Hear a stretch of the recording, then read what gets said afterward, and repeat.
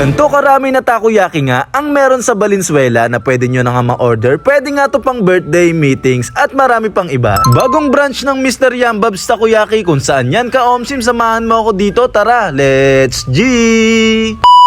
Ngayong araw meron ako nalaman, masarap na putripan kaya't aking pinuntahan. Dito yan sa may Mr. Yambab's Takoyaki, Balubaran Branch na matatagpuan sa may P. Miranda Street, corner Balubaran Street, Malinta, Valenzuela City. Open naman sila daily from 11 AM to 9 PM. Nagsimula nga lang sila sa maliit na cart dati, isang branch sa may Malanday, Valenzuela. Dahil nga sa premium at quality ng takoyaki nila na lasang sosyal pero hindi mahal. Ang Mr. Yambab's Takoyaki ay marami ng branch sa Valenzuela. Mabilis lang sila makita dito dahil tabi sila ng sikat na tindahan ng Cyrus Pizza. Kilala nga ang Mr. Yambab sa masarap na takoyaki nila dahil nga sa ingredients nito, lalo na sa sauce, ay sila nga mismo ang may gawa. Tapos yung mismong mayonnaise ay talagang Japanese mayo. At ang pinaka-solid nga na nalaman ko sa kanila, etong takoyaki party platter nila. Maraming takoyaki nga na sobrang mura nga lang, 450 pesos sa isang platter. Meron ka ng 35 pieces assorted premium flavors ng takoyaki. Grabe, sobrang solid at ang sarap talaga ng takoyaki nila dito mga ka-omsim. Lalo na yung cheese bomb flavors, grabe, sobrang makakarami ako ng kain yan. Bale, itong takoyaki party platter nila ay bagay na bagay para sa mga birthday, mga event, meetings at marami pang iba. Kapag dineliver naman sa inyo, yung sauce neto ay nakahiwalay para yung takoyaki ay talagang crispy pa rin. Meron sila mga flavors dito na ham and cheese, octopus at premium flavors na octo supreme at cheese bomb. Ang takoyaki party platter nila ay pwede nyo na ma-order sa lahat ng branch nila. Eto nga pala yun mga ka-omsim, pakipost na lang. Cravings ka ba sa masarap na takoyaki, lasang sosyal pero hindi mahal? Mr. Yambab's Takoyaki na ang bahala sa'yo at ayun, isang solid na food trip na naman ng aking naomsiman. Dahil alam nyo naman, food trip at good vibes lang ang lagi nating dala. Muli, ako nga pala to si Ka-Omsim. Maraming salamat sa inyo guys. Bye!